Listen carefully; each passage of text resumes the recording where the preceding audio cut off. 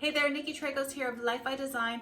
In this next tutorial, I'm going to demonstrate my favorite white ink to use. I can't wait for you to see it.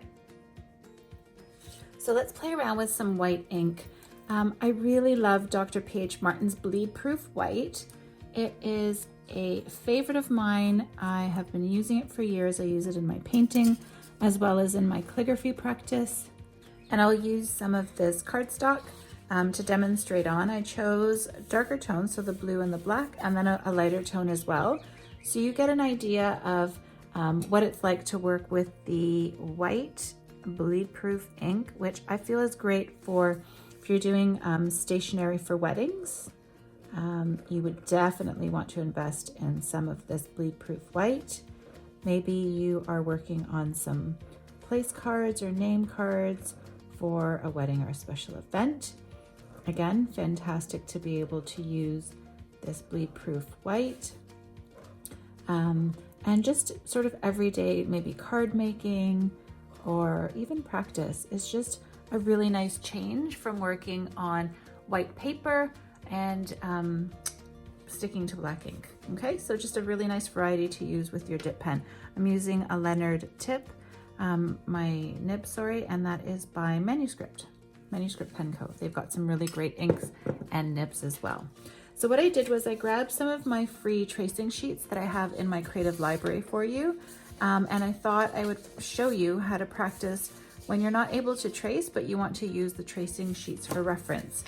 So I thought flowers is such a pretty word to be able to letter. So what I like to do with our tracing sheets is I like to give you words that are really enjoyable when you're lettering them or when you're tracing them. And ones that you can play around with. So maybe the ascender is really interesting. Oh, I'll go ahead and make that little bubble. And maybe the loops are really fun to play around with, and letters that you can vary the size and create some beautiful bounce style calligraphy with. Okay, so these are free in my creative library. Just another opportunity for you to be able to practice your modern calligraphy, but look how gorgeous that white ink looks on the black. Let's do another one. So I was trying to follow this example here that I created for you. I'm gonna go ahead and just freestyle now and see what it looks like. But it's just, again, a really nice thing to be able to use white ink on black. You can use white gouache if you create the right consistency in maybe a nice little jar or container. Or you can even dilute some acrylic inks as well if you're looking for a nice white tone. Okay, so that's what the white looks like on black. Let's go ahead and switch it to the orange, and let me see what other practice sheets I have handy here. Let's do blessed. Let's do some positive powered words here. So again, it's really nice because it is bleed proof.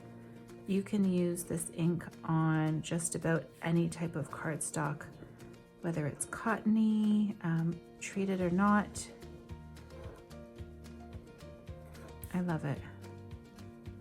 Great for quotes if you're sharing quotes on social media and want a variety of paper. Even extend this out a little bit. I'm not one for major flourishes, but I would do that again. So when that happens, just take your time. I do have a little bit of a drag, so you can hear my nib.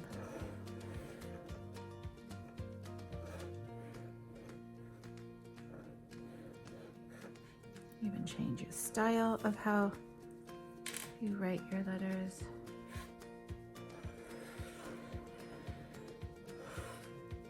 There we go. So nice, isn't that really, again, a beautiful change to writing black ink on white paper. Let's do one more, because I've got the blue. Let's see what it looks like.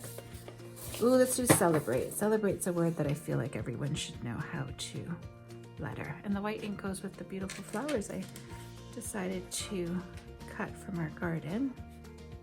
So remember, with calligraphy, the more you practice, the more your hand and brain can communicate without very little effort from you. It's that repetition that creates the muscle memory and also helps you to remember how to join letters together.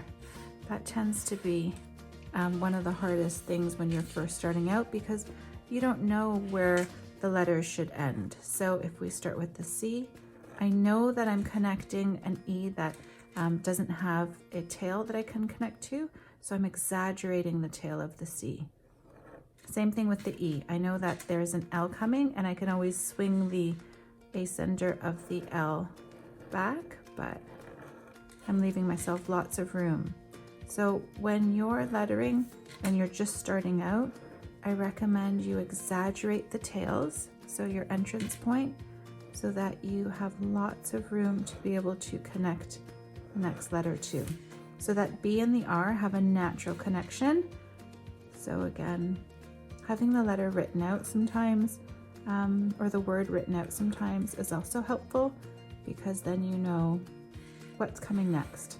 I often misspell stuff because my hand wants to go somewhere else and I forget letters in between, but that's what the white looks like on blue. So isn't that awesome? So make sure you clean off your nib right away. I even give it a wipe on my paper towel, making sure, I just made a bit of a mess, making sure to wipe off the excess ink because I don't want that ink to damage my nib. Okay, you can see I'm not too precious about my nibs. I have a lot of dip pens that I use, and a lot of nibs actually, so I'm not too worried. But anyway, that just gives you a little example of how to use white ink on different colors of cardstock paper. Look how beautiful. And if you want these practice sheets, they are free on my site. When you subscribe, you get access to the creative library, and I change them up. I'm actually due for a change up with these. And if you're looking to learn modern calligraphy, not only do I have classes, but I also have workbooks that you can print and download and have tracing abilities too. These are also available within the classes as well. So I hope you enjoyed that. Good luck with your practice, and go ahead and play with some of that white ink. So I hope you pick up your own pot of Dr. P.H. Martin's white bleed-proof ink and go ahead and play around with it. Use some interesting cardstock and maybe some envelopes, whatever it is that you're working on. Try to use some of that white ink with colored paper. It's amazing. If you have any questions about modern calligraphy or need a bit more information, go ahead and visit lifebydesign.com. I have great classes for you, resources, printable sheets, blog posts, tutorials, it's all there. So I hope you enjoy this tutorial. Make sure you subscribe to my YouTube channel so you get notifications of updates. I upload a new video every Sunday, and it'll be a little bit of watercolor, maybe some more dip pen and ink, and I'll even chat with you about being creative and starting your own home-based business.